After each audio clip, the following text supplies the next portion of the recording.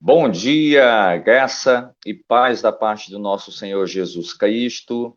Sejam todos muito bem-vindos a mais uma manhã muito especial aqui da nossa querida Igreja Batista Memorial, em parceria com a Segunda Igreja Batista de Altos. E temos o nosso convidado especial, que vem nos abençoando ao longo desses domingos, que é o nosso querido pastor Edson de Souza e Silva. Então, você seja muito bem-vindo, sinta-se à vontade, que seja uma manhã abençoada para você, que você possa estar aí fazendo a sua pergunta, que você possa estar dirimindo as suas dúvidas. E hoje nós teremos um tema muito importante, que são os sinais do fim dos tempos. Então, esse tema será explorado, como vem sendo explorado ao longo desses domingos pelo pastor Edson, que você possa aí estar com papel, caneta, anotando tudo e fazendo as perguntas pertinentes para essa manhã.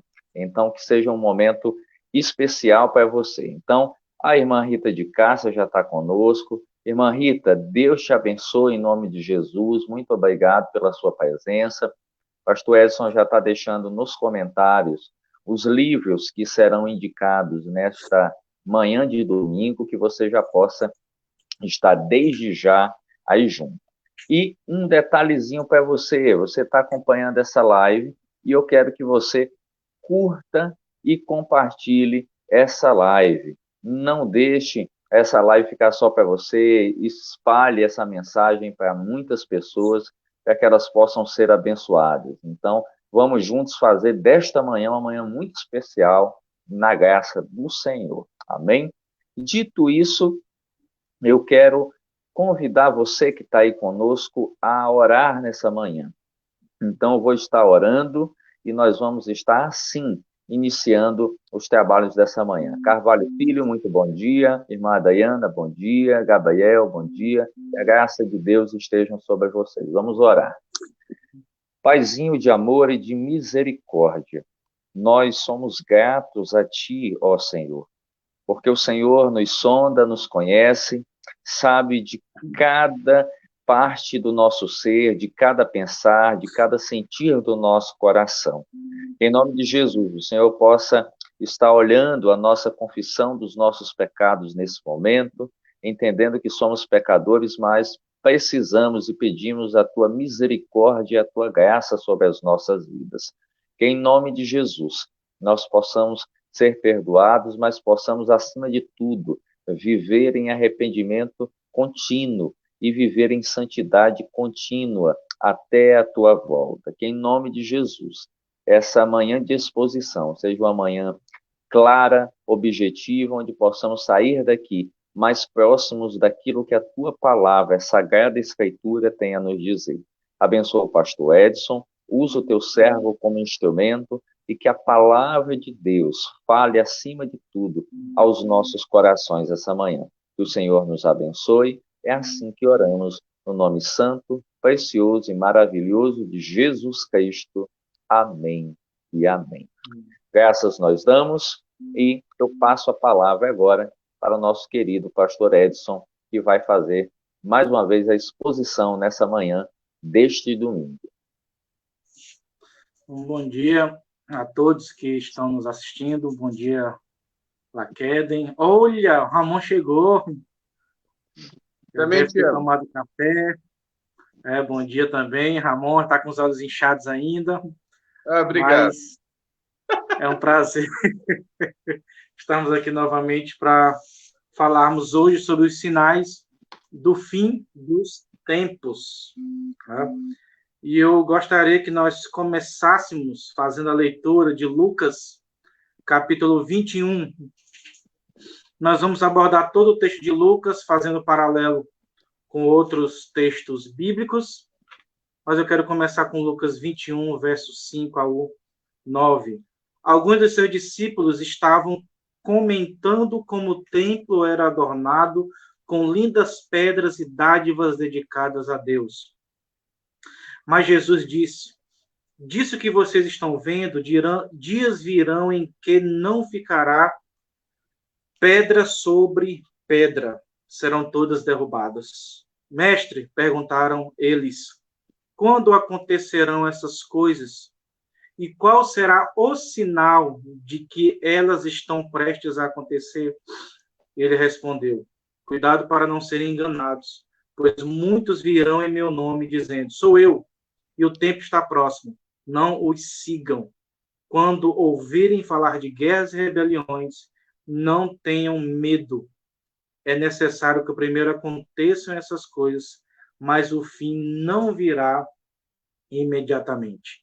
Então, todas as vezes que nós enfrentamos uma crise mundial, iniciam-se uma série de especulações escatológicas, né? Lembrando que escatologia é a doutrina que trata das últimas coisas, do fim dos tempos.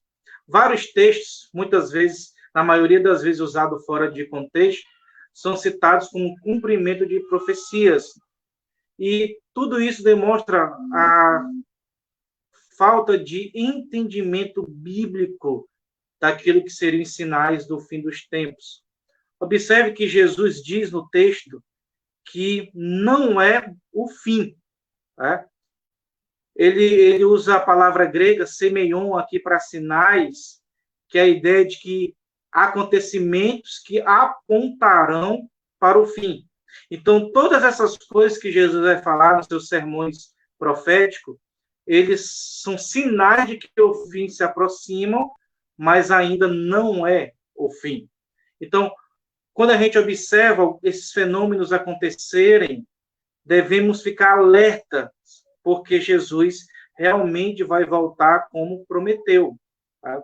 Mas eu quero iniciar observando essas palavrinhas que Jesus diz em Lucas 21. Qual será o sinal de que elas estarão prestes a acontecer? Né? E a pergunta é, quando acontecerão essas coisas? No verso 7, né, eles perguntam, qual será o sinal? No verso 9, ele diz, é necessário que primeiro aconteçam essas coisas. Mas que coisas? Se a gente lê o verso 7, sem considerar o verso 9, nós vamos assumir aquela perspectiva escatológica de amilenistas preteristas, de que o sinal já foi dado. Jesus aqui só está falando da queda de Jerusalém no ano 70 depois de Cristo. Ok? Então, Lucas 21, Mateus 24, Marcos capítulo 13, já se cumpriu aqui no ano 70. Ok? Então, não tem mais cumprimento futuro. Os amilenistas de linha preterista creem assim. Ok? Então, eles entendem que o texto é específico para aquele período, tá bom? Então, estes sinais aconteceram, então, na destruição do templo de Jerusalém no ano 70. Em que eles se baseiam para dizer isso? Não é apenas só nesse texto. Eles também se baseiam no verso 12, quando ele diz em Lucas 21, verso 12, vocês, ou seja, está falando para os discípulos dele naquele momento. Então, é algo específico que aconteceria com eles, ok? Verso 12 seguinte também, quando virem Jerusalém sitiada, ou seja, eles pegam esse texto, está vendo? Esses sinais aconteceram ali 70 e pronto, ok? Não diz respeito ao futuro. E o principal argumento que eles usam, mais forte, está no verso 32, que diz assim, eu lhes asseguro que não passará esta geração até que todas essas coisas aconteçam. Ou seja, esta geração, segundo eles, é a geração que está ouvindo o discurso de Jesus. Tem outras passagens que dizem, Mateus 16, 28, garanto-lhes que alguns dos que aqui se acham não experimentarão a morte antes de verem o Filho do Homem vindo em seu reino. Então, aqui, observem que daqueles que estão ouvindo, não morrerão antes de ver o Filho do Homem vindo em seu reino, que seria 70 depois de Cristo. Lucas 9, 27, garanto-lhes que alguns do que aqui se acham, de modo nenhum experimentarão a morte antes de verem o reino de Deus. Marcos 9, verso 1, e lhes disse, garanto-lhes que alguns dos que aqui estão, de modo nenhum experimentarão a morte antes de verem o reino de Deus vindo com poder. A dificuldade com essa interpretação de que a expressão esta geração se refere apenas à geração que ouviu o discurso de Jesus está no fato de que em Marcos 13:32 e o texto paralelo Mateus 24:36, Jesus falou que nem ele nem os anjos sabiam da sua vinda em poder e glória. Portanto, afirmar que Jesus foi naquela geração que Jesus veio em poder e em glória está de desacordo com as próprias palavras de Jesus. Ok? Essa é a dificuldade de entender que tudo se cumpriu em 70, que Jesus falou que nem sabia quando ele viria nas nuvens, quando ele viria com poder e glória. Então não seria em 70 depois de Cristo. Essa é a primeira dificuldade para situar essas profecias apenas no ano 70. Segunda dificuldade para quem defende que esta geração se refere às pessoas no tempo de Jesus apenas, é que a expressão, observe a expressão aí, todas essas coisas, em Lucas 21, é necessário que todas essas coisas aconteçam. Então, quando você vai ver o texto, eu estou apontando só para Lucas 21, o que diz que tem que acontecer? O que está dentro dessas coisas? Verso 9, guerras e rebeliões. Ele diz, quando virem e ouvirem de guerras e rebeliões, ele diz logo, não virá imediatamente. Não quer dizer que já está vindo. Verso 11 também tem que acontecer. Fenômenos, principalmente sinais nos céus. Isso não aconteceu no ano 70. Apesar de que alguns amilenistas, por exemplo, entendem que essa palavra, essas profecias sobre fenômenos cataclísmicos sejam apenas uma linguagem hiperbólica, mas parece que não dá a entender isso, ok? Verso 25, cataclismos e perplexidade mundial. Não houve uma perplexidade mundial quando Jerusalém foi destruída, não teve essa questão toda. Né? Verso 26, a perseguição, esses acontecimentos terão um âmbito mais global, mundial, não apenas local, como aconteceu em 70. E o verso 25, né, que é a questão do verso 26, e verso 27, ok? Será que realmente Jesus já veio nas nuvens? Tá? Parece que não se encaixa bem você encaixar isso. Aí em 70 ele veio nas nuvens. Não faz muito sentido. Então, não é só a destruição de Jerusalém está dentro de todas essas coisas, mas todos esses eventos aqui que iriam acontecer. Muitos erram aqui por quê? Ok? Anthony Hockman, ele diz que as pessoas não entendem que Jesus mescla questões relacionadas ao futuro próximo com o futuro distante, como se estivessem perto assim um do outro. E isso era uma característica das profecias do Antigo Testamento. Quando um evento ocorrer, é um sinal de que os eventos futuros também irão acontecer, ok? Um exemplo que eu quero dar sobre isso é que Jesus diz assim em Mateus 24, versículo 15. Assim, quando vocês virem o sacrilégio terrível, do qual falou o profeta Santo Daniel, no lugar santo, quem lê entenda. Jesus está citando aqui Daniel, capítulo 9, versículo 27, Daniel, capítulo 11, versículo 31, e Daniel, capítulo 12, versículo 11. Os estudiosos são praticamente unânimes em afirmar que essa profecia se cumpre quando Antíoco IV Epifânio, entre 175 e 164 a.C., ficou furioso porque os judeus rejeitavam sua religião e sua identidade. Ele tentou tirar a identidade, os costumes judeus. Tentou eliminar os judeus e sua religião. Devastou Jerusalém em 168 a.C. e profanou o templo ao sacrificar um porco no altar. Levantou um altar a Zeus, proibiu o culto no templo, proibiu a circuncisão sob pena de morte, vendeu milhares de famílias judaicas à escravidão, destruiu as escrituras, matou quem fosse encontrado com as escrituras e torturou muitos judeus para que rejeitassem a sua religião. Então, Daniel, ele estava falando que Antíoco IV Epifânio iria fazer. Porém, você observa claramente que Jesus, ao citar a profecia, está apontando para a queda de Jerusalém no ano 70 depois de Cristo. Ok? E os dispensacionalistas ainda apontam para o cumprimento com o anticristo centrado no trono de Jerusalém. Então, observem bem, uma profecia que tem pelo menos 2, ou dependendo da sua linha escatológica, 3 cumprimentos. Ok?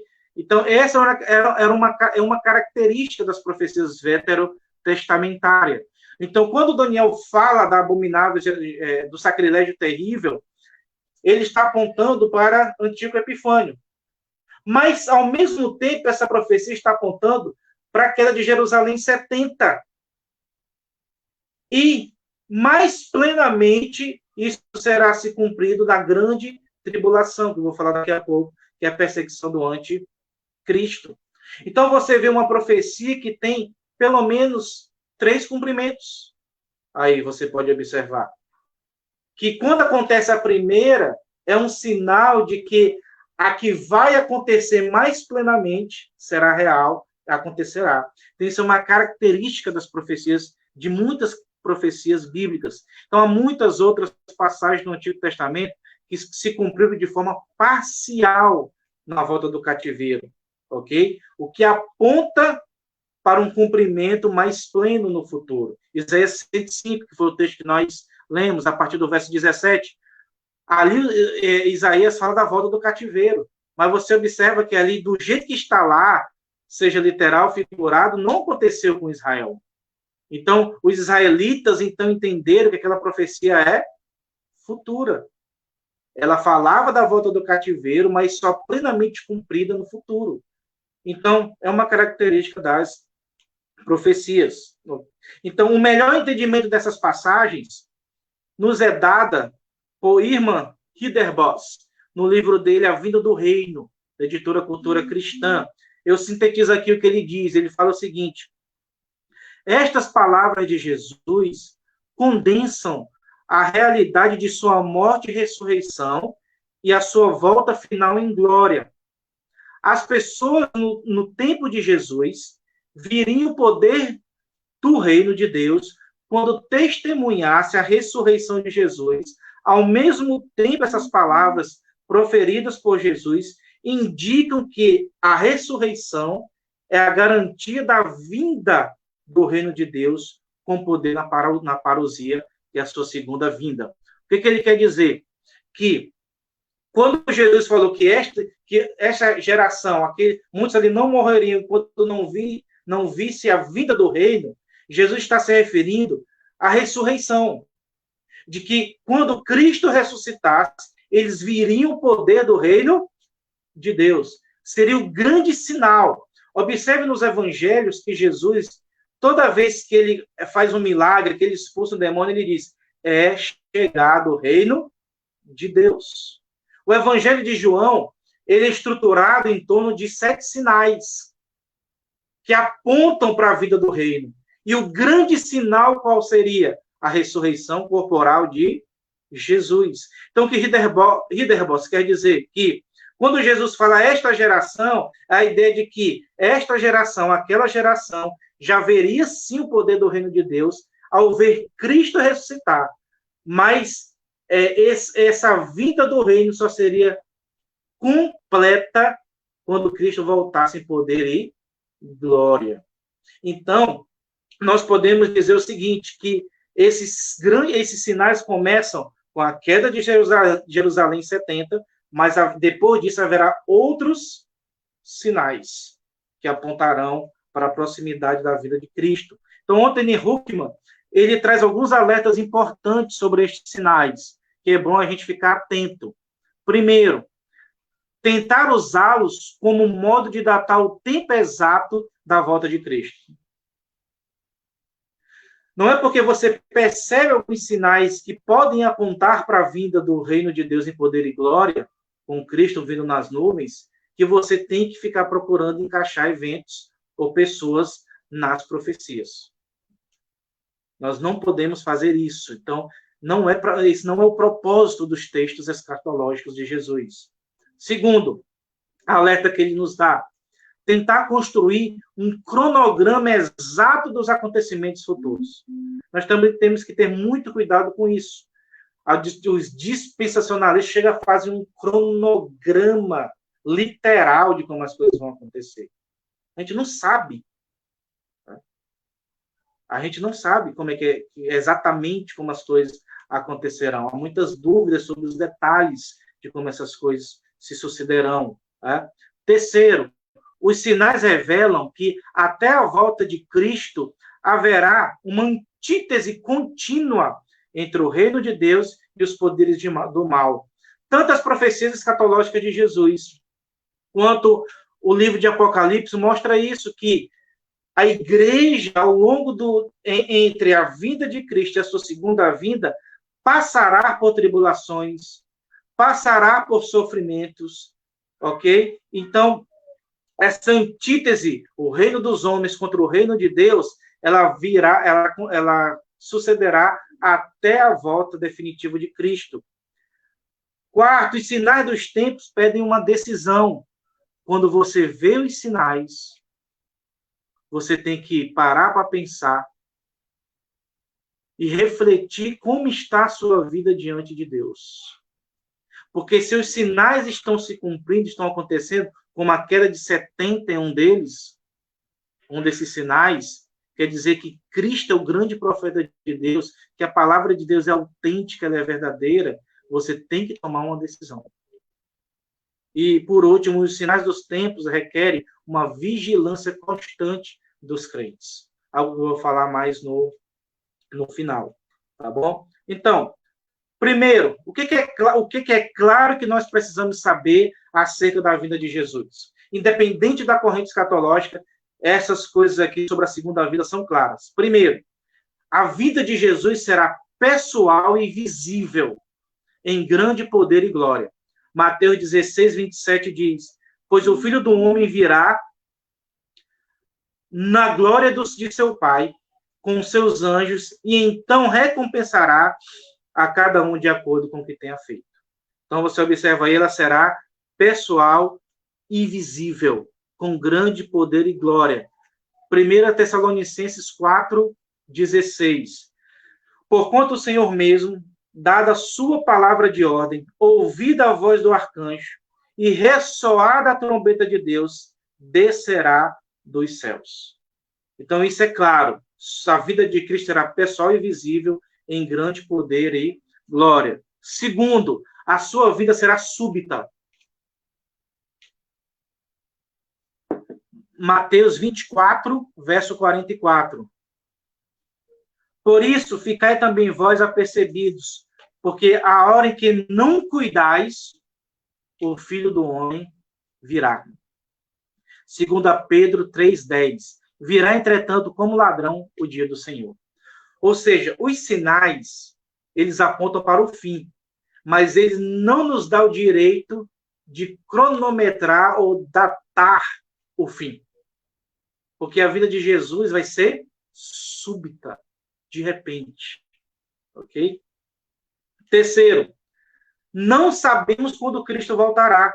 Mateus 24, 44. A hora que não cuidais, o Filho do Homem virá. Mateus 25, 13. Vigiai, pois, porque não sabeis o dia nem a hora. Marcos 13, verso 32 a 33. Mas a respeito daquele dia ou da hora, ninguém sabe, nem os anjos do céu, nem o Filho, senão o Pai. Estai de sobreaviso, vigiai e orai, porque não sabeis quando será o tempo. Então, isso é bem claro. E quarto, ele virá para julgar. Portanto, não julguem nada, 1 Coríntios 4, 5. Portanto, não julguem nada antes da hora devida. Esperem até que o Senhor venha. Ele trará à luz o que está oculto nas trevas e manifestará as intenções dos corações. Nessa ocasião, cada um receberá de Deus a sua aprovação. Então você observa que quando ele vier, já vem sobre nós o juízo contra o mundo e o juízo também, o julgamento da própria igreja. Então, há algo claro também a respeito da volta de Jesus. Então, tendo dito isso, vamos passar para alguns sinais do fim do tempo. O primeiro deles é a queda de Jerusalém. Em Lucas 21, verso 4 ao 6, que foi o texto que nós lemos, depois que eles observam ali a viúva dar a sua oferta, né, sua oferta de sacrifício ali ao Senhor, os discípulos perguntam: olha esse templo maravilhoso, suntuoso, Jesus. É interessante que se sabe que esse templo tinha ouro, prata, era algo assim maravilhoso, esse templo, algo suntuoso, tá? Que o próprio Herodes demorou vários anos para reformá-lo e deixá-lo como uma das 7 maravilhas do mundo. E parece que Jesus não estava muito impressionado com isso, porque ele diz assim: disso que vocês estão vendo, dias virão em que não ficará pedra sobre pedra, serão todos derrubados. Agora vá lá para o verso 20 ao 24 de Lucas 21, que ainda fala da queda de Jerusalém. Quando virem Jerusalém rodeada de exércitos, vocês saberão que a sua devastação está próxima. Então os que estiverem na Judéia, fujam para os montes, os que estiverem na cidade, saiam, e os que estiverem no campo, não entrem na cidade. Pois esses são os dias da vingança, em cumprimento de tudo que foi escrito. Como serão terríveis aqueles dias para as grávidas e para as que estiverem amamentando. Haverá grande aflição na terra e ira contra este povo. Cairão pela espada e serão levados como prisioneiros para todas as nações. Jerusalém será pisada pelos gentios, até que os tempos deles se cumpram. 36 anos depois dessa profecia, dessas palavras ditas por Jesus, os judeus se rebelaram novamente contra os romanos. O imperador Vespasiano, então, mandou os exércitos romanos à Palestina, debelar ali a rebelião dos judeus. Ou até mesmo antes de Cristo, houve várias rebeliões. Diz que antes de Cristo vir, se levantou um homem chamado Jesus, muitos fariseus seguiram eles, e 800 fariseus foram crucificados. Então, houve algumas rebeliões dos judeus, e essa foi mais uma. Então, as tropas, elas eram comandadas pelo general Tito, que era filho de Vespasiano, e depois se tornaria imperador. Jerusalém foi cercada em 66 depois de Cristo. Ela foi cercada durante 3 anos. Observe que Jesus disse no verso 20, quando virem Jerusalém o quê? Rodeada. Quando virem Jerusalém rodeada. Então, Tito, ele cercou Jerusalém por 3 anos. No ano 70, então, quando o imperador romano Tito, com suas legiões, ele entrou na cidade santa com um estandarte contendo a imagem do imperador, destruindo, então, totalmente a cidade e o templo. A mando de Vespasiano, só uma parte do muro é que tinha que ficar levantada, que é o muro das lamentações que você pode ver hoje em Jerusalém. Perto de 1 milhão de judeus que haviam se refugiado em Jerusalém foram massacrados. Não sabemos se essa informação é verdadeira, mas o historiador Eusébio, ele disse que quando o exército romano veio, os judeus correram para dentro de Jerusalém e fecharam seus muros, seus portões, melhor dizendo. E os cristãos que creram na profecia de Jesus fugiram para os montes, como está lá em Mateus 24, e fundaram uma igreja na cidade de Pela. e que ainda hoje tem uma igreja lá, ok? Mas não sabemos se essa informação é verdadeira ou se é apenas uma lenda, mas fica aí esse detalhe. Então, os judeus correram para dentro de Jerusalém e mais de 1 milhão de judeus foram massacrados, ok? O Arco de Tito, em Roma, foi erigido para comemorar a vitória contra os judeus. Flávio Josefo, que era um general judeu, ok, que foi poupado por Vespasiano, e alguns dizem que ele traiu os judeus, né? Por isso que ele foi poupado. Ele, no seu livro Guerra dos Judeus, ele diz o seguinte: nenhuma piedade foi mostrada por causa de idade ou por respeito a qualquer dignidade. Crianças, anciãos, leigos e sacerdotes eram igualmente mortos. A batalha seguiu adiante e alcançou a todos, até mesmo os que imploravam por piedade e os que resistiam. As chamas estenderam-se a uma grande distância, e o barulho do fogo misturou-se com os gemidos dos que estavam perecendo. E tal era a altura do fogo e a magnitude do incêndio que qualquer um pensaria que a cidade inteira estava em chamas. Tamanha foi a destruição da cidade de Jerusalém e do templo. O que nós aprendemos com este sinal? Que a Bíblia é a palavra de Deus. Que Jesus é o grande profeta do Senhor. Porque se cumpriu aquilo que ele havia profetizado 36 anos antes. É por isso que você vê alguns comentaristas mais críticos que não acreditam nos milagres e acham que os evangelhos foram escritos depois de 70. Mas não é possível uma profecia ter se cumprido de forma tão detalhada. Não, a Bíblia é a palavra de Deus. A Bíblia, ela fala de um Deus onisciente que decretou todas as coisas. Então, ela é confiável. Segundo, os judeus foram punidos por causa da sua rebeldia e incredulidade. Deus enviou profetas, Deus deu a lei, Deus enviou profetas, Deus enviou Cristo, Deus enviou os próprios apóstolos, e eles foram incrédulos, eles foram rebeldes. Da mesma forma, nós não podemos achar que, se nós assumirmos uma postura de rebeldia e de incredulidade, que Deus não fará o mesmo com a sua igreja. Terceira lição importante. Isso aqui que aconteceu é a figura da grande tribulação, que ainda há de vir, que nós vamos falar mais à frente. Outra lição importante, que o culto cristão, ele não é mais fundamentado em cerimônias e rituais veterotestamentários. Nós não precisamos de kippá, nós não precisamos de nada desses paramentos judaicos, nós não precisamos de candelabro, não existe mais terra santa, né? O que existe é o povo de Deus, a igreja, que cultua ao Senhor de forma simples, né? Um Deus invisível, um Deus que é espírito, o qual nós cultuamos com louvor, centralizado na palavra de Deus. E outra lição importante aqui é que Deus não se impressiona com essas coisas magníficas deste mundo, porque elas são passageiras.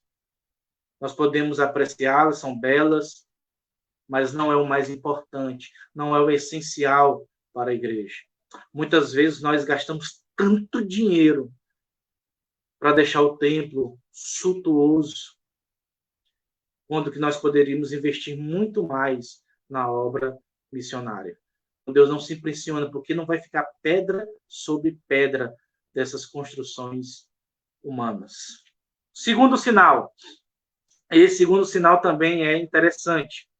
É a pregação do evangelho a todas as nações. E é necessário, Marcos 13, verso 10, é necessário que antes o evangelho seja pregado a todas as nações. Mateus 24, 14. E este evangelho do reino será pregado em todo o mundo como testemunho a todas as nações, e então virá o fim. O que a gente pode entender aqui? Primeiro, Jesus não quer dizer que cada indivíduo sobre a terra precisa ouvir o evangelho antes que ele retorne. O que ele quis dizer é que o evangelho tem que ser pregado por todo mundo, como um testemunho para todas as nações. Então, esse tempo que nós vivemos é o tempo da graça do Senhor, é o tempo missionário, é o tempo da oportunidade de salvação antes da vinda de Jesus com poder e glória. Então, esse período entre a vinda de Cristo e a sua volta é o tempo da obra missionária, é o tempo da pregação do evangelho e é o tempo da oportunidade de salvação. Porque quando ele vier, não haverá mais salvação, oportunidade de salvação, e sim juízo do Senhor. Agora, cuidado, ninguém poderá dizer quando o evangelho será testemunhado em todas as nações. Quem pode dizer quantas línguas e dialetos a Bíblia ou parte dela deve ser traduzida antes do alvo ser alcançado? O que constitui uma nação? Então, nós não sabemos ou não saberemos quando Deus considerará esse sinal cumprido. O que é que nós sabemos? O que nós sabemos é que nós temos muito trabalho pela frente. Por quê? No mundo atual, temos mais de 7 bilhões de pessoas. O número total de idiomas hoje é de 7.351 idiomas. Esses são dados de 2019. Então, 5,6 bilhões de pessoas têm acesso à Bíblia completa, que dá uma ideia, que dá aí 694 idiomas. 805 milhões de pessoas têm acesso ao Novo Testamento, que dá 1.557 idiomas. 411 milhões têm acesso a algumas partes da Bíblia, que dá 1.129 idiomas. Então, de acordo com essas informações, atualmente, temos um total de 6,8 bilhões de pessoas no mundo que já tiveram algum acesso à Bíblia, em 3.380, então, idiomas. Isso equivale a 89% da população mundial. Quer dizer que 11%, menos aí de 1 bilhão, ainda não tem nenhum acesso à Bíblia. Isso aqui ia dar um pouquinho mais, que o jornal deve estar com 8 bilhões e pouco de pessoas no mundo. E o desafio é grande, por quê? Porque esses 11%, olha só, representam 3.971 idiomas que provavelmente não ouviram o evangelho e que não têm acesso a nenhuma parte das escrituras sagradas. E muitas delas estão ali situadas naquela janela chamada janela 1040. Olha só, gente, nós temos muito trabalho a fazer. Muito trabalho a fazer. Nós precisamos usar mais o nosso recurso como igreja e como indivíduos para sustentar a obra missionária. Nós precisamos, como igreja, sustentar não só missionários locais, mas missionários transculturais.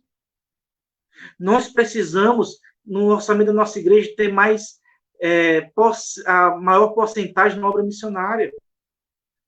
Nós precisamos usar nosso dinheiro para sustentar missionário. Você tem um PAN de missões nacionais, de missões mundiais. Será que a gente não consegue pagar R$30 por mês para sustentar um missionário transcultural ou nacional? Estão procurando alcançar esses lugares não alcançados. Será que a gente não entende a urgência da proclamação do Evangelho? E olha o tempo que nós vivemos. Eu disse isso para minha igreja em algumas lives, a igreja que eu pastoreio. Em tempo de pandemia, tem muitos crentes, pastores, que passam o dia inteiro nas redes sociais compartilhando algo contra ou a favor do Bolsonaro. Quase que 24 horas. em vez de aproveitar esse momento para pregar o evangelho, para compartilhar devocionais de sua igreja, para compartilhar vídeos de pregação de sua igreja, para colocar mensagem de esperança. Não fique brigando nas redes sociais, quem está certo, quem está errado, quem é fulano, quem é de ciclano. Irmãos, entendam uma coisa, nem Lula, nem Bolsonaro são Messias que trarão a salvação e a redenção do mundo. É Jesus Cristo. Ele é o nosso Messias. Ser humano nenhum trará redenção a este mundo. Próximo domingo, eu quero falar rapidamente sobre juízo, inferno, novos céus e nova terra. E lá o texto deixa bem claro, a terra será restaurada por Jesus, não é por nenhum político. Então aproveite esse tempo para pregar o evangelho, aproveite. Eu mesmo era uma pessoa que não usava muito as redes sociais. Usei muito para brigar, tá? Mas me arrependo profundamente de algumas brigas desnecessárias que eu tive nas redes sociais. E hoje aproveito para pregar o evangelho, para colocar devocionais, para pregar o reino de Deus. O evangelho precisa chegar às outras nações. Olha só, 3.971 idiomas ainda não tem uma Bíblia. Não tem nenhum trecho da Bíblia. Então aproveite, entra no site Portas Abertas, sustenta o site Portas Abertas. Então há muitas oportunidades de você fazer missões, a sua própria igreja tem trabalhos missionários. Então vamos investir nisso, porque o evangelho precisa ser pregado a todas as nações. Terceiro sinal, a grande tribulação. Mateus capítulo 24, verso 21 a 22. Porque haverá então grande tribulação, como nunca houve desde o princípio do mundo. Até agora, nem jamais haverá. Se aqueles dias não fossem abreviados, ninguém sobreviveria, mas, por causa dos eleitos, aqueles dias serão abreviados. Esse verso, esse evento não pode se referir apenas à destruição do templo de 70 depois de Cristo. Por quê? Porque já houve tribulações piores para os judeus. Hitler matou de 5 a 6 milhões de judeus. Foi uma matança muito maior do que aconteceu em 70 depois de Cristo. Observe o que Jesus diz no texto. Como nunca houve desde o princípio do mundo, nem jamais haverá. Então, Jesus está mesclando profecias aqui. Ele está dizendo, haverá uma grande tribulação para os judeus nos anos 70, mas ele está apontando para a grande final tribulação que a igreja vai passar. E aqui é um detalhe, que nas escrituras é bem provável, olhando para esses textos bíblicos, olha só o que ele diz aí, ó, se ele não abrevia, os eleitos não sobreviveriam. Então, nas escrituras, a indicação é de que a igreja passará pela tribulação.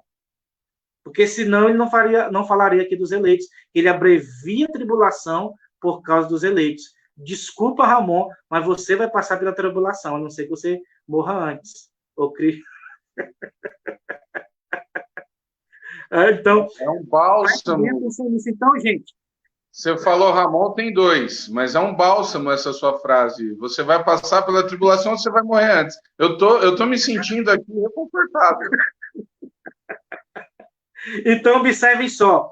Então, Jesus está falando aqui de uma tribulação final, muito mais grandiosa do que aconteceu em 70 depois de Cristo. A que acontece em 70 é uma figura que aponta para a grande tribulação que será promovida pelo anticristo. Em Lucas 21, verso 12, se você observar aí, ele fala da perseguição dos apóstolos. Aí o pessoal diz, mas está vindo, ó, ele só está falando da perseguição dos apóstolos. É local apenas. Gente, não é. Sabe por que não é? Porque o ide de Jesus em Mateus 28 é só para os apóstolos. Ele direcionou para os apóstolos, mas ali era uma missão de toda a igreja ali representada pelos apóstolos. Aqui também, Jesus está dizendo que não só os apóstolos, mas a igreja passará por perseguições e tribulações. Os historiadores dizem que só o Império Romano promoveu 10 grandes perseguições à igreja. A igreja só vai ter um pouco de paz a partir de Constantino. Então, recentemente eu li que recentemente na China, um grupo de cristãos foram presos porque estavam numa residência assistindo um culto online. E o pastor desse grupo está preso, pegou 10 anos de prisão por pregar o evangelho. Então, aquilo que Jesus fala para os apóstolos é uma figura do que vai acontecer com a igreja até a volta de Jesus. Não é algo apenas para ele. A igreja, hoje nós vemos esse tipo de perseguição. Hoje nós vemos pastores na China, na Coreia do Norte, sendo levados aos tribunais. Para ali, quando eles não negam o evangelho, eles também estão pregando o evangelho ali. Isso aconteceu com Paulo também, que foi pregar o evangelho para César. Teve uma audiência com o imperador, e ali ele pregou o evangelho. Então haverá sim uma grande tribulação final. O próprio livro de Apocalipse fala sobre isso. Apocalipse capítulo 7, verso 9 e verso 13 e 14. Eu contei aqui que diz: depois disso olhei, e diante de mim estava uma grande multidão, vestidos de brancos. Quem são esses? Estes são os que vieram da grande tribulação, e lavaram suas vestes e a branquearam no sangue do Cordeiro. Para que esse texto está falando? Para os cristãos que estavam sendo perseguidos naquela época, mas também fala para nós, que quando enfrentarmos a grande tribulação, a gente não pode temer, porque nós somos lavados pelo sangue de Jesus, e quando morrermos debaixo dessa tribulação, nós estaremos para sempre com o Senhor. Então, esse é o terceiro sinal, a grande tribulação. Dependendo da sua visão escatológica, o quarto sinal dentro da grande tribulação é a salvação em massa dos judeus na grande tribulação. Então, mas é para quem tem uma visão mais pré-milenista, dispensacionalista, entende que um outro sinal é a conversão em massa dos judeus, né, como eu falei domingo passado, na grande tribulação, e eles que vão ser responsáveis ali naquele período do anticristo pela pregação do evangelho. O quarto sinal, Marcos 13, versos 7 a 8, quando, porém, ouvides falar de guerras e rumores de guerras, não vos assusteis, é necessário assim acontecer, mas ainda não é o fim. Porque se levantará nação contra nação e reino contra reino, haverá terremotos em vários lugares, então fomes, estas coisas são o princípio das dores. Então, fome, guerra, terremotos, então tudo isso são sinais do fim dos tempos, ok? Então você observa que segundo essa palavra de Jesus, nós não vamos ver uma melhora do mundo, mas sim uma piora. O mundo vai ficar pior. O mundo vai de mal a pior, com esses sinais a cada dia se intensificando no contexto da história. Quinto sinal, falsos profetas realizando sinais e maravilhas. Mateus 24, verso 23 a 24. O próprio Lucas, no início que nós lemos aí também, fala dos falsos profetas. Se então alguém lhes disser, vejam, aqui está o Cristo, ou ali está ele, não acreditem, pois aparecerão falsos cristos e falsos profetas que realizarão grandes sinais e maravilhas para, se possível, enganar até os eleitos. Se possível. No grego aqui, a ideia é se possível, mas não sendo possível, não é que Jesus está em dúvida. Não, a ideia do texto grego é que que os eleitos não serão enganados pelo anticristo. Então, por causa dos falsos profetas, falsos apóstolos e falsos pastores, muita gente enganada. E isso faz parte dos sinais. Em 1 João, capítulo 2, verso 18, João fala assim, olha, vocês ouviram do anticristo que vem? Ele está se referindo a essas passagens, está se referindo ao que Paulo vai falar aos Tessalonicenses. Mas já há muitos anticristos entre nós. Então, o que João quer dizer? Ele quer dizer que esses falsos profetas que aparecem entre nós, eles apontam para o anticristo último, o anticristo final. Então, é necessário que nesse período, enquanto Cristo não vem, enquanto não aparece o grande homem da iniquidade, muitos falsos profetas surjam. E é por isso que em 1 João capítulo 4, ele diz que nós devemos examinar os profetas ou as profecias. Isso é um alerta para nós. Nem tudo que parece sobrenatural é genuíno. Ainda que eliminemos o que é falso, precisamos nos certificar se a fonte daqueles que se dizem inspirados realmente procedem de Deus.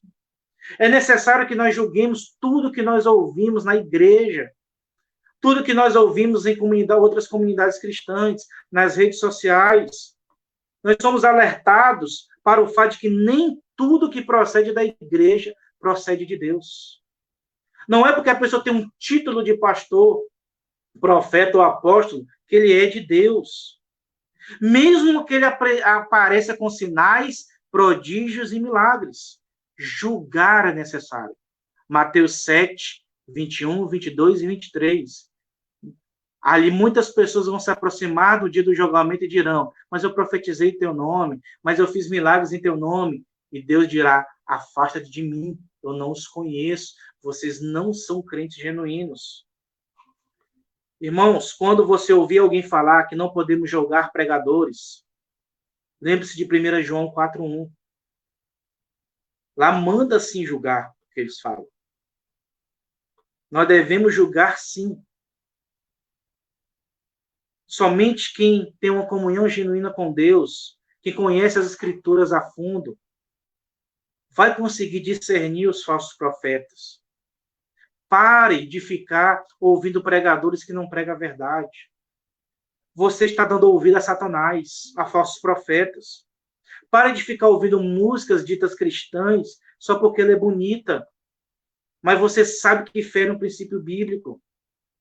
Deixe de ser um bebê na fé que coloca na boca qualquer coisa que você vê achando no chão que acha que é comida. Cresça, se torne um adulto espiritual. Não se impressione com a eloquência que a pessoa tem, com o número de seguidores que ela tem, ou com os milagres que ela realiza. Examine se aquela palavra procede de Deus. Examine se aquela conduta daquela pessoa procede de Deus. Veja seu caráter, suas atitudes, seu cuidado, o trato com as ovelhas. Se ele chama a atenção para si ou para Jesus. Se a mensagem é centrada em Cristo ou nos homens. Os falsos profetas é um dos sinais do fim dos tempos. Sexto, a apostasia. Mateus 24:12. E por se multiplicar a iniquidade, o amor de muitos esfriará. Lucas 18, verso 8. Eu lhes digo, ele lhes fará justiça e depressa. Contudo, quando o Filho do Homem vier, encontrará fé na terra? A apostasia já é algo presente na era da igreja. Hoje mesmo nós vemos muitas pessoas frias espiritualmente. Mas haverá uma apostasia final, antes da vinda do anticristo. 2 Tessalonicenses 2, verso 3. Não deixe que ninguém os engane de modo algum. Antes daquele dia virá a apostasia. Essa passagem de 2 Tessalonicenses 2, 3 fala claramente de uma apostasia final. Todos os sinais apontam para um dia em que essas profecias serão cumpridas mais intensamente, mais extensivamente. Haverá um abandono em massa de muitos que se dizem cristãos. E o que acontecerá, então, que culminará na vida do anticristo? Esse se levantará no tempo de apostasia. Então, cuidado. É capaz de muitas crentes, depois dessa pandemia, vão viver as suas vidas como se nada tivesse acontecido. Irão continuar frios na fé, mesmo depois de ver tantos sinais proféticos pregados por Jesus. Sétimo sinal, a vinda do homem do pecado. 2 Tessalonicenses 2, verso 1 ao 3. Irmãos, quanto à vinda de nosso Senhor Jesus Cristo e a nosso reencontro com Ele, rogamos a vocês que não se deixem abalar nem alarmar tão facilmente, quer por profecia, quer por palavra, quer por carta supostamente vinda de nós. O que ele está dizendo aqui? Não se impressione com profetas que aparecem, com pessoas que se dizem inspiradas, que estão anunciando a vinda do Senhor já. Como se o dia do Senhor já estivesse chegando. Não deixe que ninguém os engane de modo algum. Antes daquele dia, ou seja, antes da vinda de Cristo, virá a apostasia, e então será revelado o homem do pecado, o filho da perdição. Então, em 2 Tessalonicenses, o que a gente pode entender? Primeiro, que o anticristo é uma pessoa. Ele aparecerá, no verso 3 aí, na grande apostasia da igreja, na grande apostasia dos falsos crentes. Ele será uma pessoa, o texto diz, um homem da iniquidade. Provavelmente, muitos acham que será um grande líder mundial. E olha só que coisa, gente, interessante aqui. O El País saiu uma reportagem lá no meados de março sobre alguns filósofos e juristas que se reuniram na França que estão propondo uma nova ordem mundial. Olha só que coisa interessante. Porque a pandemia demonstrou que a União Europeia foi um fracasso. Porque cada nação pensou no seu. Eles não tiveram uma ação conjunta para combater a pandemia. A própria União Europeia, no início, rejeitou um pedido de ajuda da Itália. Então, eles acham que precisamos de uma nova ordem mundial, com um tipo de estatuto, de uma lei mundial geral, a partir da qual as nações, então, derivam outras leis. Isso é possível. Observe no verso 4 que ele se oporá contra tudo que se chama Deus. A ideia é que ele perseguirá os cristãos. E é interessante porque nós estamos observando na pandemia que, por meio das redes sociais, da tecnologia, já dá para eu traçar mais ou menos o perfil do Laqueda, o perfil do Ramon, o estilo de música, se ele é crente, onde ele costuma comprar, para onde ele vai viajar. Então, é possível um monitoramento mundial. Isso é possível. Já está acontecendo na China, isso.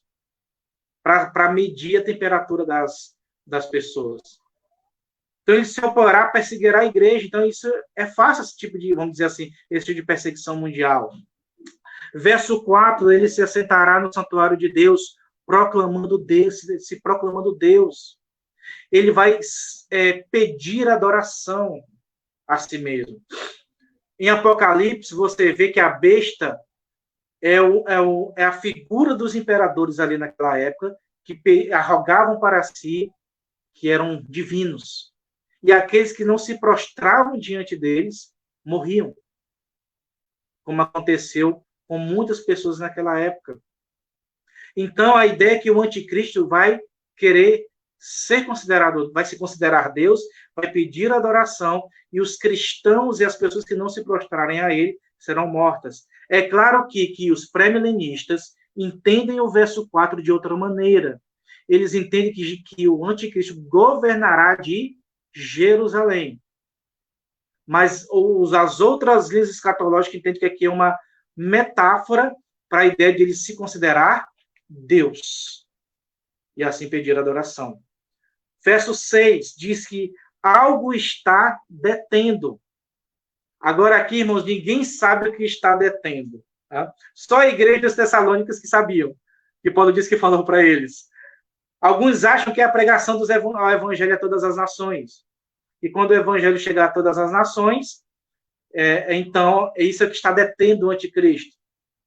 Mas a questão é que a gente não sabe quando é que o evangelho, quando Deus considerará o evangelho pregado a todas as nações. Segundo, alguns acham que aqui é o Espírito Santo, quando o Espírito Santo sair, for retirado. Mas aí também é algo complexo, porque quer dizer que as pessoas vão passar pela tribulação sem um conforto, o consolo do Espírito Santo. Então, nós não sabemos o que o detém, mas existe algo que o detém. Ok? Verso 6, então, diz que ele ainda será revelado. Ou seja, temos muitos anticristos pelo mundo, mas o anticristo, o homem da iniquidade, ainda virá. Ele ainda não foi revelado. Verso 9, ele falará uso de milagres enganosos. Ele falará prodígios. Observe aí no verso 9. Esse anticristo ele será uma encarnação, como se fosse uma encarnação do próprio Satanás. Assim como os imperadores foram usados por Satanás para perseguir a igreja, esse anticristo, esse último anticristo, esse homem da iniquidade, é como se fosse, não é, mas é como se fosse o próprio Satanás. E Satanás dará poder a ele para ele fazer prodígios e milagres. E o verso 8 diz que quando o Cristo vier, ele será completamente destruído. Irmão, todas essas coisas que Jesus sinaliza, guerra, pandemias, Lucas 21:11 fala de pandemias, fome, perseguição, irão se intensificar até a vinda de Cristo. Lucas 21, verso 9, diz que não é para nós nos desesperarmos, porque isso são apenas as dores de parto. Apenas. Esses sofrimentos anunciam que a nova era de Deus está chegando. Cristo está perto. O verso 9 ao 13 de Lucas 21 fala que haverá uma intensificação cristofóbica, né, de perseguição aos cristãos. O cerco contra Cristo e os cristãos aumentará. Observe que em Lucas ele fala por minha causa, é por causa de Cristo, é por causa do evangelho que as pessoas nos odiarão. Mas quando a igreja pregar o verdadeiro evangelho, ela continuará padecendo perseguição e será alvo de crítica. Haverá perseguição política, olha aí, tribunal, né, que se refere ao Sinédrio, tribunal, haverá perseguição religiosa, as sinagogas, haverá, verso 12, perseguição familiar, onde os nossos próprios familiares...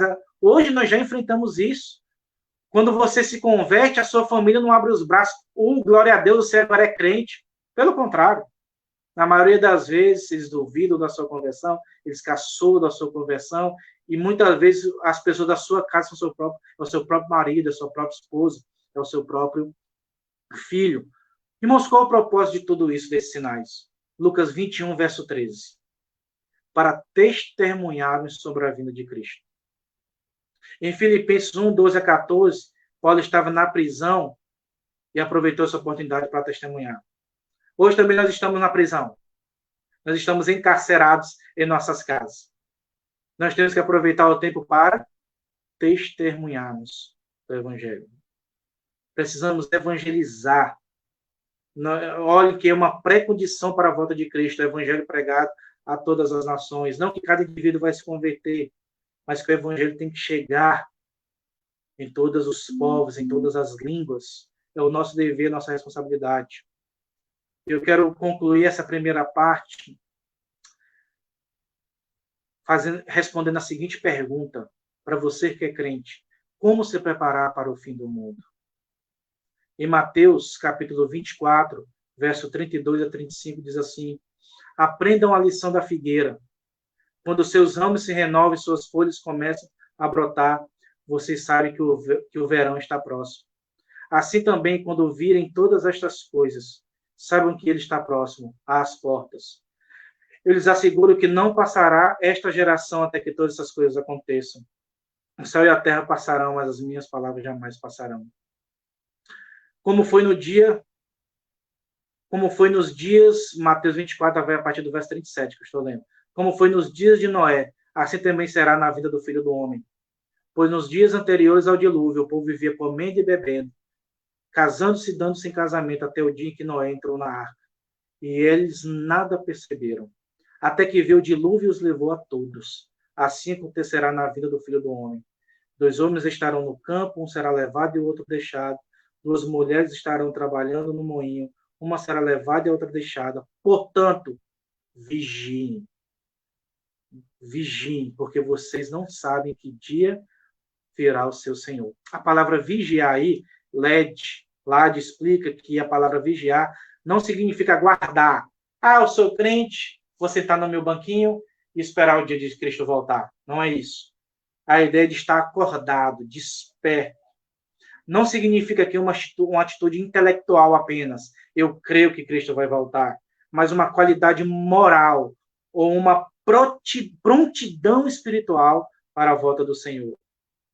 A ideia é que nós devemos estar despertos, acordados, preparados espiritualmente, moralmente, para quando o Senhor voltar, para não sermos pegos desprevenidos, vivendo uma vida de uma fé morta.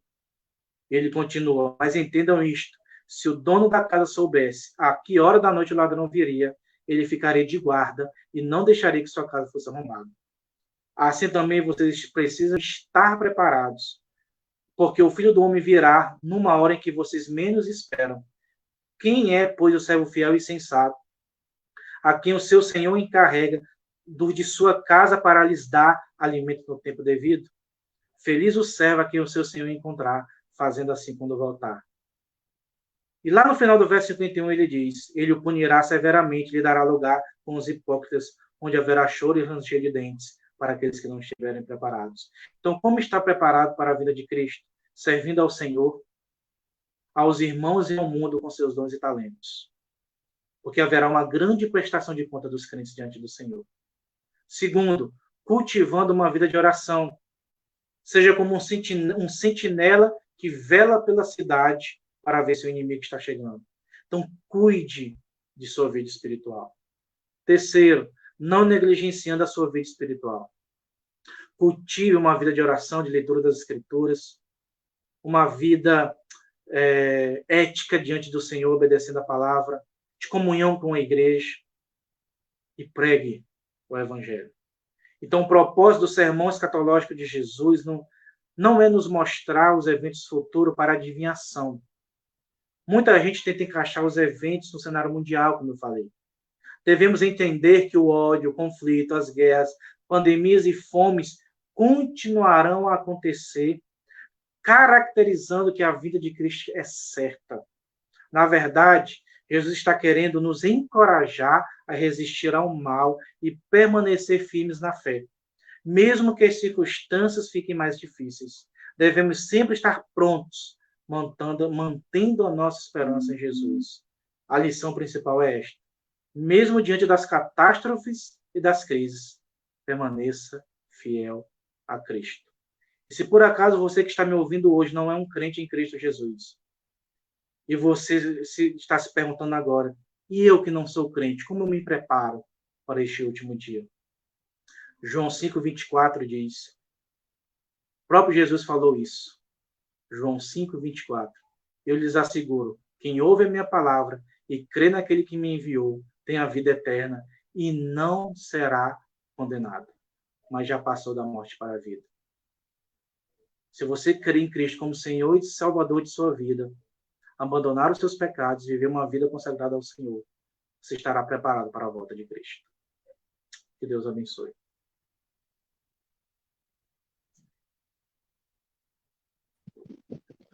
Muito bem, pastor Edson acabou de fazer a sua exposição dessa manhã, e o nosso chat aqui, os nossos comentários, né, pastor Ramon Torres, estão bem animados e prometem. Então, desde já eu quero agradecer você que está aí já nos acompanhando. Se você tem pergunta a fazer, pode já elaborar e colocar. Eu vou só pontuar algumas coisinhas aqui, se o pastor Ramon Torres me permitir, de algumas coisas que o pastor Edson colocou que foram bem interessantes. A gente fala de que essa questão de controle mundial e tudo mais é algo do futuro ou muito futurista, mas ele pontuou muito bem que são coisas que já acontecem. Hoje, um dos governos que, ao mesmo tempo, passa o ar de, aspas, liberal, capitalista, mas é um dos governos mais opressores e controladores, é o governo chinês. Você vai ver que há lá um sistema de crédito social, onde as pessoas são vigiadas constantemente, 24 horas por dia, ao entrar no trem, e tudo aquilo que elas fazem é debitado nesse sistema de crédito social. Então, a depender do comportamento, se agradar o Partido Comunista Chinês, elas são bem avaliadas ou mal avaliadas. E agora, na pandemia, de modo geral, isso não ficou só restrito a não o sistema de crédito, mas de monitoramento à questão chinesa. muitos países aqui do Ocidente adotaram o mesmo sistema de reconhecimento facial, como o Reino Unido, como outras grandes potências, até São Paulo, na questão do monitoramento dos celulares, para identificar para onde as pessoas estão indo. E a gente, às vezes, nessa questão de dizer eu quero a segurança, eu quero ver isso, acabou entregando a liberdade. Ok, biblicamente nós não vamos poder, de alguma forma, escapar de uma série de questões como essas, mas isso é um quadro bem atual do que a gente já está vivendo. Dito isso, vou colocar aqui algumas perguntas. Pastor Ramon Torres, tem algum comentário? Sim, não é com relação à fala, mas a gente precisa lembrar que muitos irmãos estão assistindo por salas de vídeo que foram compartilhadas. Alguns irmãos entram e compartilham nos seus perfis como salas. Essas perguntas realizadas nas salas de chat, nas salas de vídeo, que é uma modalidade recente aí do Facebook, essas perguntas não chegam para o nosso chat principal. Então, quem estiver aí assistindo por uma sala enfim, fez uma pergunta e ela não for lida aqui, não fique chateado. Mande, nós ainda teremos o próximo domingo. Você pode mandar no perfil da Igreja Batista Memorial, pode mandar até como mensagem mesmo. O Ministério de Comunicação está sempre lendo as mensagens que chegam no perfil do Facebook. Eu olhei pelo menos uma sala aqui e percebi que as perguntas já foram contempladas aí durante a fala do pastor Edson, tá? Mas nós temos aí essa questão. Nós só conseguimos ter acesso às perguntas do perfil aqui, aqueles que estão assistindo no perfil da Igreja Batista Memorial, tá bom? Então, só isso. Eu vou continuar dando uma olhada aqui, vendo se eu acho outras salas. E se eu perceber perguntas que ainda não foram contempladas, aí eu faço durante as próximas perguntas, tá bom? Pode continuar fazendo, Kelly. Então vamos lá, eu vou colocar aqui na tela algumas perguntas e o pastor Edson vai respondendo. Pergunta do Edson Santos Filho. Como você associa Romanos, capítulo 1, verso 20, com aqueles que podem se queixar de não terem ouvido o Evangelho? Não entendi. Como você associa Romanos 1:20 com aqueles que podem se queixar de não terem ouvido o Evangelho? O próprio Romanos, capítulo 1, responde essa pergunta, quando ele diz que os homens são indesculpáveis diante de Deus, porque a própria criação testemunha de Deus. Então, existe uma revelação geral que aponta para a divindade. Então, existe um testemunho de Deus no mundo. Então, esse testemunho é dado pela criação de Deus. Esse testemunho é dado por nós, como criaturas que fomos criados à imagem e semelhança de Deus. Então, eles não podem se queixar porque o testemunho é bem claro. Tem um livro chamado Fator Melquisedeque, que, a despeito de algumas críticas que você possa fazer à parte final do livro, da sua teologia, mas ele vai mostrando que Deus nunca se deixou ficar sem testemunho. Não digo do testemunho de alguém ali chegando e pregando o evangelho, mas existe um testemunho geral da parte de Deus. Quer ver um caso interessante? Quando Abraão encontra Melquisedeque. Melquisedeque era sacerdote do Deus Altíssimo aonde? Canaã. Os cananeus não adoravam, não eram monoteístas. Mas dentro daquele povo cananita existia um sacerdote que adorava Yahvé. Então, Deus nunca se deixou sem testemunho. E quando a pessoa está diante desse testemunho, então ela deve procurar saber quem é esse Deus verdadeiro. E aí cabe a nós, como cristãos, como crentes, que sabemos quem era esse Deus que se revela na criação é que devemos ir até eles e pregar o evangelho. Então, o próprio Romanos capítulo 1 é para deixar bem claro que os gentios são indesculpáveis diante de Deus. Aí o capítulo 2 vai dizer que os judeus também são indesculpáveis diante de Deus. Então, ninguém pode se queixar de não conhecer o Deus verdadeiro. Muito bem, vamos seguindo aqui.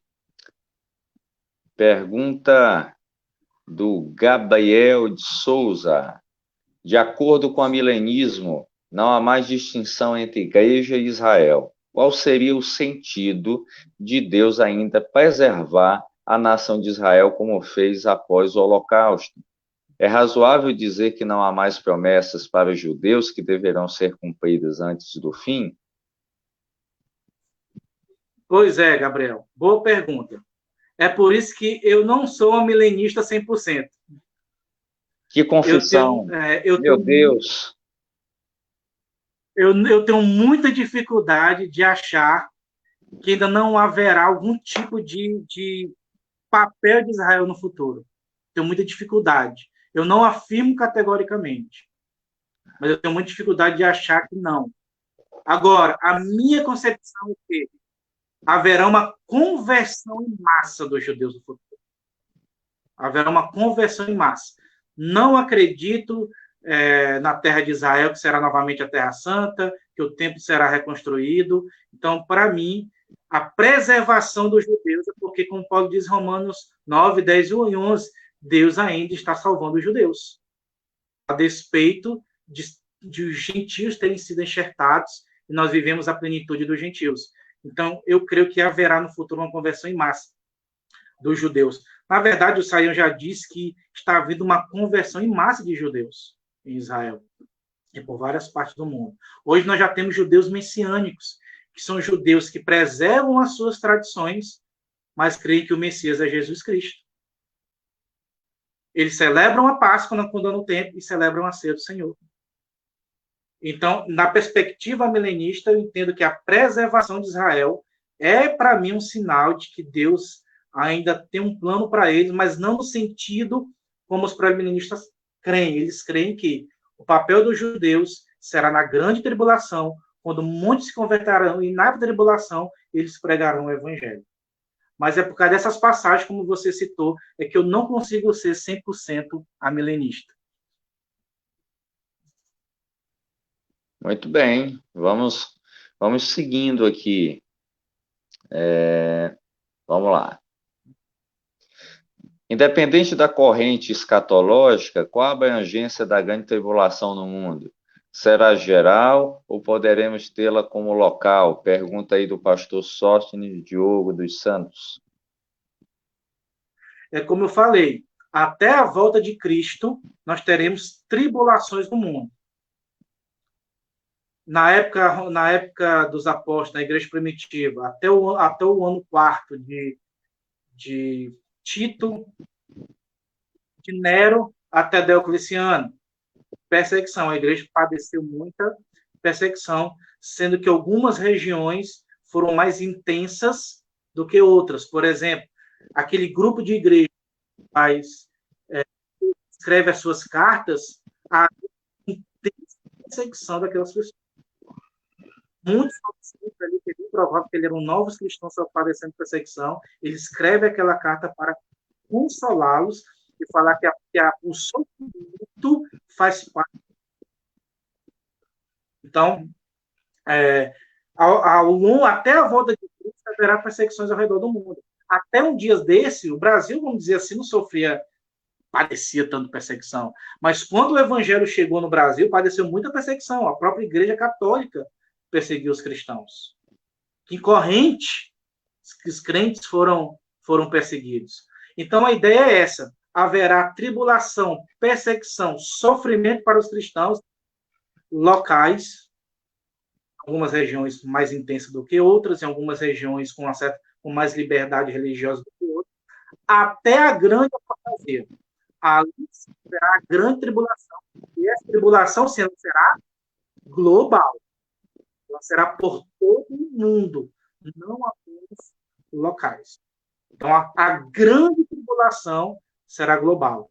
Essas tribulações locais, ela aponta, são figuras de tribulação.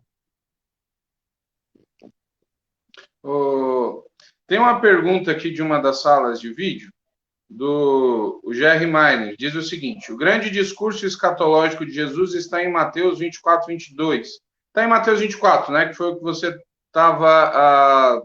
Mateus 24, Lucas 21 e Marcos 13. Isso, Marcos 13. Nesse contexto, quem são os escolhidos citados por Jesus? Os crentes. Os eleitos. Você sendo calvinista ou não, a Bíblia fala dos eleitos, dos escolhidos. Agora, cada um entende teologicamente como esses eleitos são, a natureza desses eleitos, vamos dizer assim, né? O arminiano acha que você se torna eleito quando crê.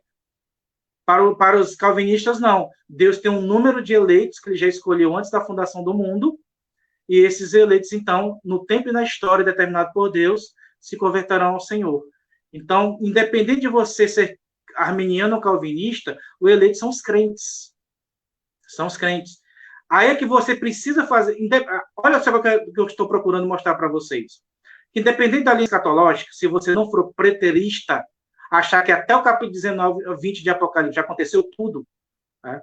Que os sermões escatológicos de Jesus também tudo já se cumpriu, e a gente viu que é quase impossível pensar assim, né? Apesar de Sproul, um grande estudioso, pensar assim, a gente, o que a gente observa em Apocalipse?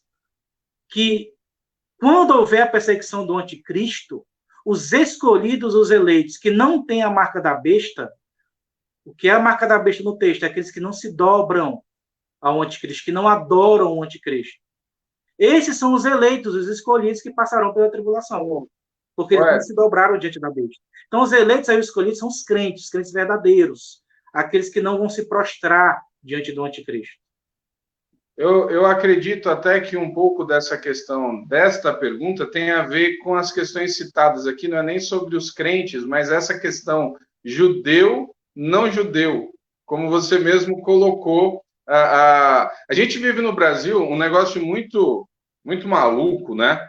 Porque hoje tem pessoas que elas carregam a bandeira de Israel e entram até em questões geopolíticas. E eu lembro que um debate que pegou fogo aí há pouco era a questão da mudança ou não da embaixada do Brasil para Jerusalém. E é uma questão política, e muitos crentes defendendo tem que ser em Jerusalém, porque é uma confusão muito grande com as questões históricas, com as questões bíblicas e com as questões atuais. Então, infelizmente, essa mistura dos conceitos ou do apego com Israel, sem entender muito os papéis definidos, ela está impregnada, de modo geral, no pensamento evangélico. Então, hoje, você encontra... nós conhecemos o professor Luiz Saião, certo? Ele ama, ele tem aquela relação com Israel, mas não é uma relação política ou uma relação superficial. Ele tem o entendimento bíblico do papel e tal. Hoje nós temos muitas pessoas que não fazem a menor ideia, mas que acham que simplesmente por dizer Israel tem que apoiar, tem que defender, independente do que aconteça. Então, acho que essa diferenciação aí entre o papel de Israel, entre sermos ou não partidários da política israelense, independente de qual for, ela causa muita confusão. Então, acho que até a pergunta tem esse pano de fundo. Pois é, então, muita gente não sabe, mas muitos políticos nos Estados Unidos que defendem Israel com unhas e dentes, ali tem um viés teológico. Ali tem um viés dispensacionalista. Não é apenas uma questão política. E é por isso que tem uma pergunta aí que eu vi, qual é o papel de Israel hoje? O papel de Israel, na minha concepção, é nenhum. Hoje é a igreja que tem um papel de anunciar o evangelho. E ela tem que alcançar tanto os israelitas quanto os palestinos. ela tem que alcançar todos os povos. Ela não tem que olhar para Israel, achar que Israel é mais especial do que as outras nações. Não é. Pelo menos não agora. Né? Pelo menos não nesse período, se você entender a plenitude dos gentios como sendo no futuro um papel para os judeus no final. Agora, entendam isso. Nós devemos pregar o evangelho até para Israel. Romanos capítulo 2. Eles receberam a lei, foram o povo de Deus, mas também estão debaixo da condenação. Então, Israel também precisa ouvir o evangelho, assim como todos os outros povos. Eu não posso, nem que minha perspectiva escatológica seja dispensacionalista, eu não posso aceitar coisas erradas que Israel faz com os palestinos. Porque eles também erram, eles também massacram. Estão errados do mesmo jeito que os palestinos. Então, nós temos que ter muito cuidado com essa perspectiva. Agora, qual é o papel de Israel? Para os amilenistas, nenhum. Porque o povo de Deus hoje é a igreja. É ela que cumpre a missão de Jesus. E a igreja é formada por judeus e gentios. Agora, os dispensacionalistas entendem que Israel terá um papel importante na grande tribulação. Quando é por meio deles, dos judeus crentes principalmente, que as pessoas irão ouvir o evangelho. Então, essa pergunta vai depender da posição escatológica que você vai assumir.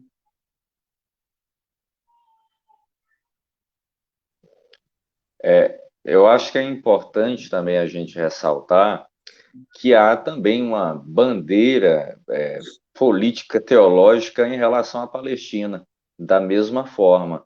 Essa questão, o pastor Edson cita, de Israel, ela é muito importante porque dentro do contexto americano há realmente essa defesa e essa crença dispensacionalista na defesa de Israel. Então, a gente, às vezes, está olhando só com viés brasileiro, fazendo uma crítica, porque é uma crítica política, basicamente aqueles que defendem o governo atual, só que o segmento neopentecostal brasileiro acaba bebendo muito nessa fonte americana.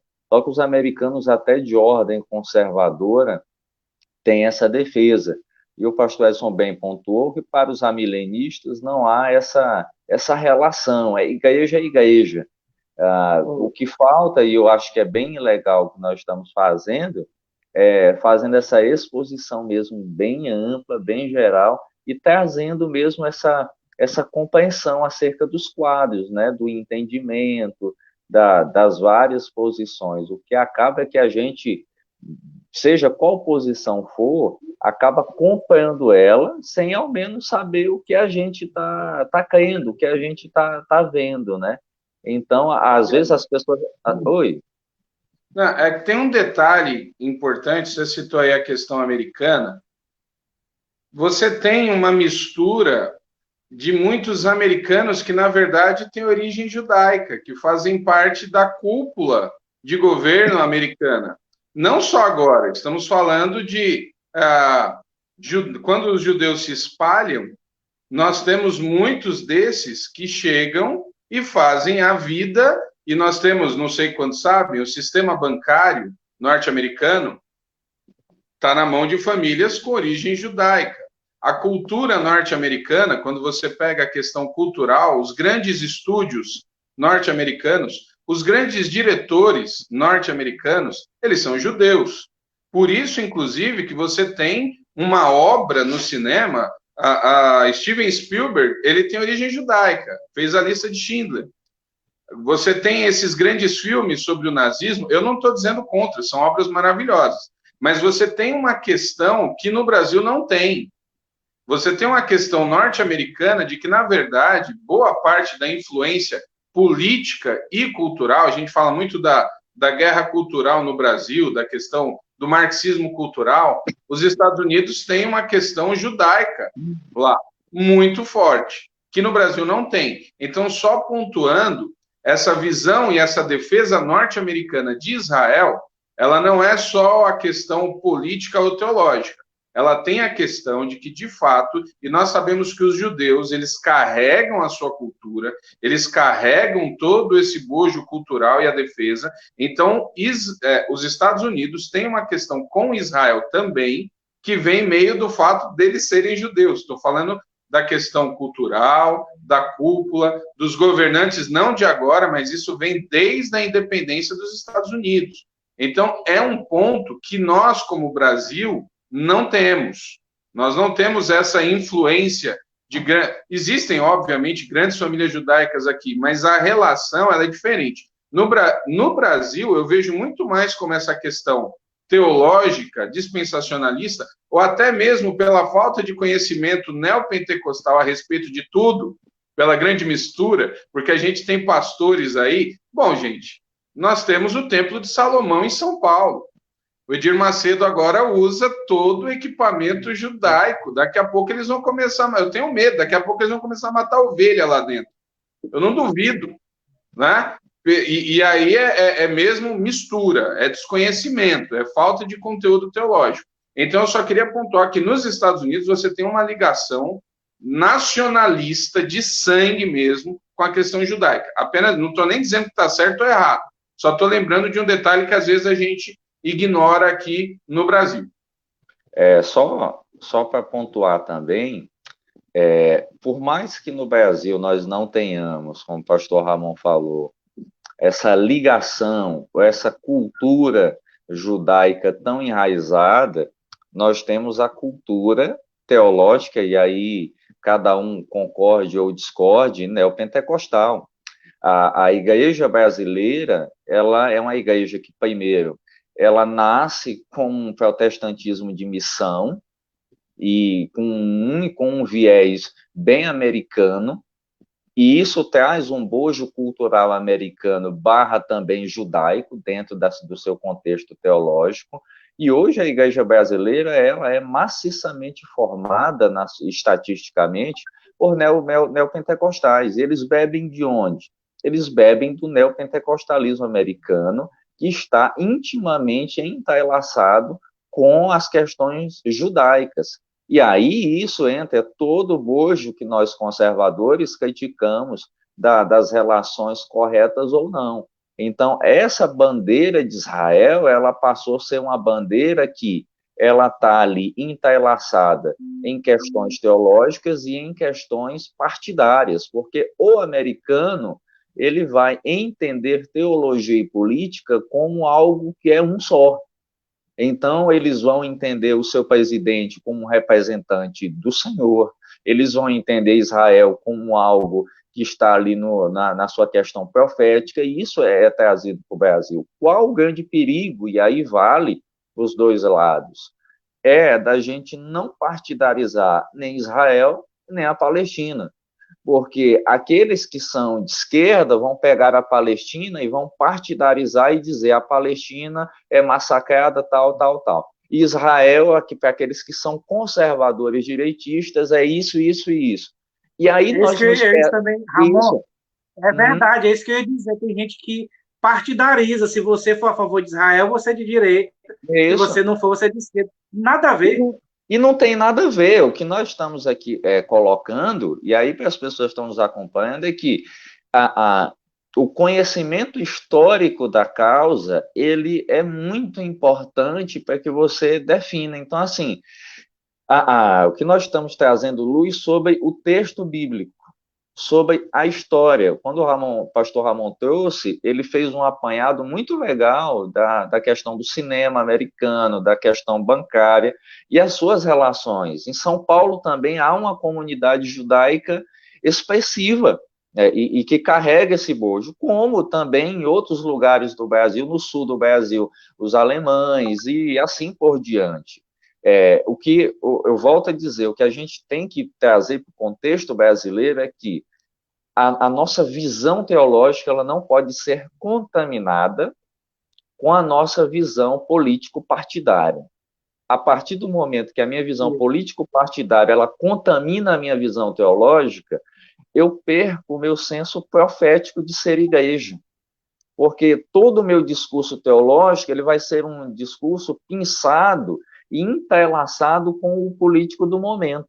E aí a gente perde absolutamente tudo. Então, essa questão sobre Israel, ela é pontual, ela é importante, e aqui lembrando, nós não estamos em nenhum momento diminuindo o peso de Israel na escritura sagrada, na história e naquilo que nós cremos, e nem também no contexto palestino.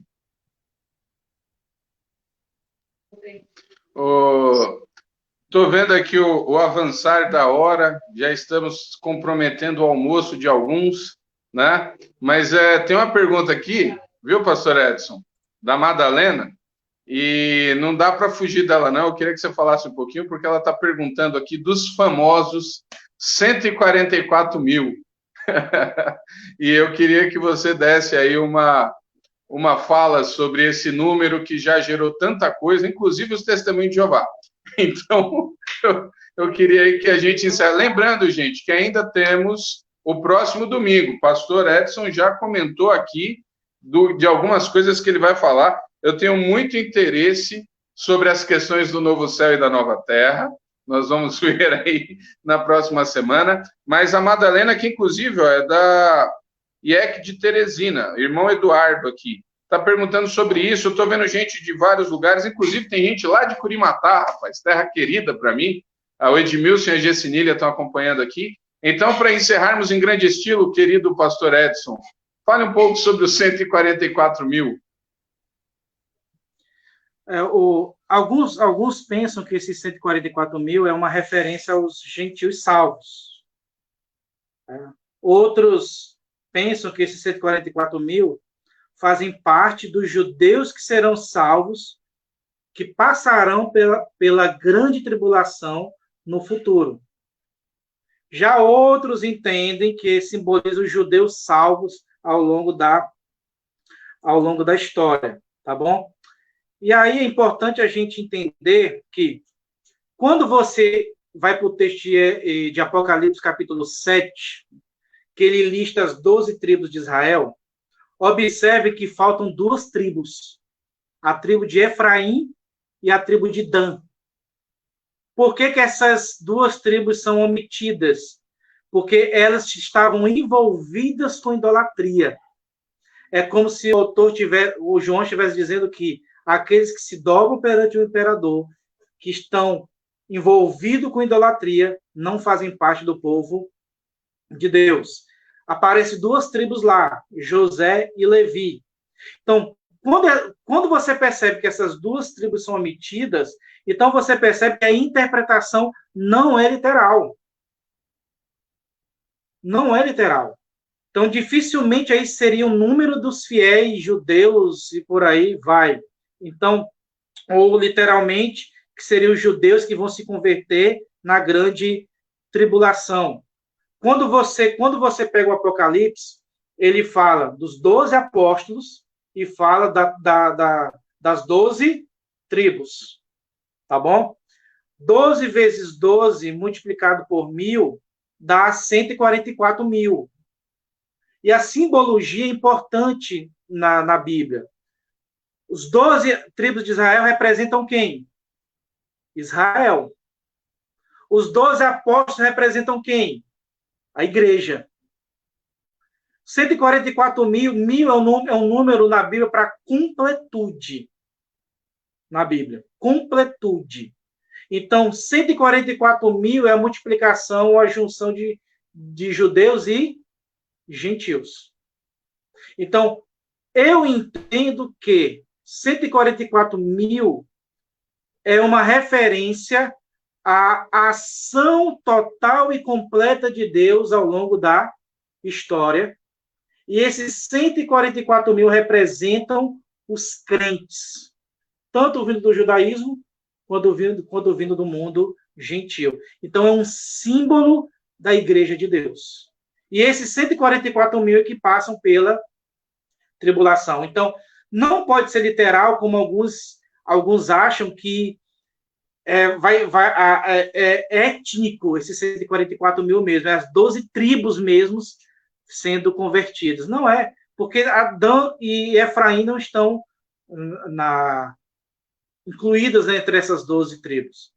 Então, é toda uma linguagem simbólica da totalidade do povo de Deus, que é salvo por Deus por meio do Evangelho. 12 tribos, 12 apóstolos, multiplicados vezes 1.000, dá 144.000. É a ação completa de Deus na história, salvando os judeus e gentios. Então, é mais provável que tenha esse significado simbólico e não literal de 144.000 judeus apenas que serão salvos na grande tribulação. Muito bem, então, né, lembrando ao pessoal, tinha um apresentador em São Paulo que falava pela audiência rotativa que temos, que era o Avalone, das mesas esportivas. Nós também aqui na internet, a gente sabe, aliás, todo culto, nem todos pegam sempre uma série completa, muita gente começou a ver hoje, outros que viram semana passada não estão aqui hoje. O fato é, algumas coisas até que foram colocadas no chat aí já foram respondidas nos outros domingos, então nós convidamos a todos a olharem. Diga, Edson. Tem uma pergunta aí que também só vai ser respondida no próximo domingo, que teve uma pergunta aí, por que os crentes irão passar pelo julgamento? Vai ser respondida no próximo domingo. Joia, isso. Então, assim, é uma série, né? Então, convidamos a todos a procurarem, tá aí no perfil da Igreja Batista Memorial, IBM Timon, você vai poder achar os outros domingos, é só procurar ali na linha do tempo, no feed, você pode encontrar as outras aulas. Esse é um material. Está no YouTube também, Laqueden? Está no YouTube também. Você pode encontrar no perfil da igreja lá no YouTube. Você assiste de maneira tranquila, tem as perguntas. Então, faça isso, né? Aproveite aí para relembrar muitas coisas. A nossa pretensão, gente, nunca foi responder todas as perguntas, nem esclarecer tudo, muito menos chegar aqui e dizer é assim. Nós estamos apenas aproveitando os corações que estão um pouco mais fragilizados nessa época, e a gente sabe da relação com o Apocalipse. Estamos abrindo os caminhos, mostrando alguns pontos e pontuando de maneira importante coisas que precisam ser observadas, tá bom? Então, ainda teremos no próximo domingo. Você pode nos acompanhar aí. Domingo que vem, no mesmo horário, estaremos concluindo essa série, tá bom? Não fique chateado. E também, se as respostas não estão, tem muita gente que pergunta, querendo que a resposta seja exatamente como ele crê, né? E aí fica chateado com isso. Na verdade, é um momento de reflexão, tá bom? Então, pastor Edson, hoje tem qual é o horário, pastor Edson, da transmissão da CIB? 17h30.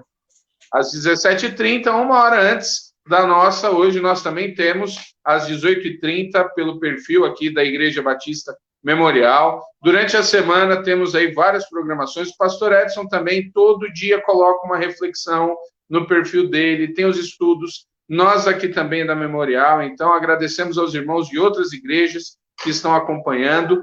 Nessa semana, inclusive, teremos na quarta-feira uma outra série que abrimos. E se tudo deu certo, pastor Laqueden, conseguiu negociar a participação nova aí na quarta? Pastor Edson vai estar, eu já sinto isso, né? Sinto pelo sorriso dele. Vai estar com a gente fazendo uma participação nessa quarta-feira.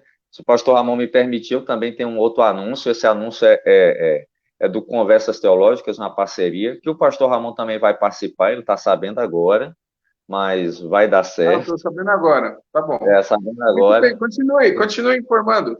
Então, assim, sexta-feira, nós teremos, pelo Conversas Teológicas, um momento de diálogo sobre o seguinte tema: os desafios da igreja na pandemia.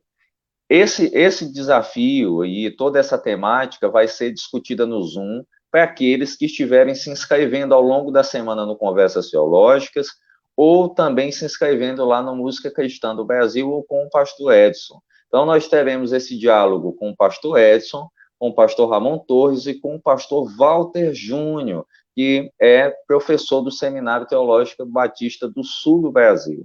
Então, se você quer ter essa aula, quer ter esse conteúdo exclusivo, que vai ser lá no Zoom, você me procure no meu perfil, ou aqueles que têm o meu WhatsApp, ou vai lá no Música Cristã do Brasil, ou no perfil do pastor Edson, e fale, será às 19 horas da próxima sexta-feira. Então, vai ser um momento maravilhoso de diálogo, de conversa. Pastor Walter, pastor Edson e pastor Ramon Torres, e eu também estarei lá ajudando nesse diálogo. Vai ser um momento precioso e eu já agradeço o convite aceito do pastor Edson e do pastor Ramon, que muito gentilmente tirou um tempo na sua agenda tão corrida para esse momento de conversa e diálogo. Pastor Laqueda está aprendendo bem, viu? A maneira aí de convidar. Olha, estou impressionado. Mediante a tantas informações, vamos orar para encerrar esse momento e estaremos juntos aí nas celebrações à noite, tá bom? Queridos, quem puder aí acompanhar em oração, vamos orar. Santo Deus, obrigado, muito obrigado por esse momento. É sempre bom refletir, estudar, ouvir da tua palavra. Estamos em um momento importante, estamos em um momento realmente que precisamos de reflexão e de aprofundamento na tua palavra. Então, que o Senhor abençoe cada família que está agora ouvindo, aqueles irmãos que passaram em algum momento por esta conversa, que o Senhor continue a nos instruir conforme a tua vontade. Abençoa o pastor Edson, você também com os outros irmãos que estão aqui, que terão suas celebrações, que o Senhor seja engrandecido nas nossas vidas. Assim nós oramos, no nome precioso de Jesus. Amém. Amém. Amém. Deus abençoe a todos, um ótimo almoço para todo mundo aí e até à noite nas celebrações. Até mais. Shalom.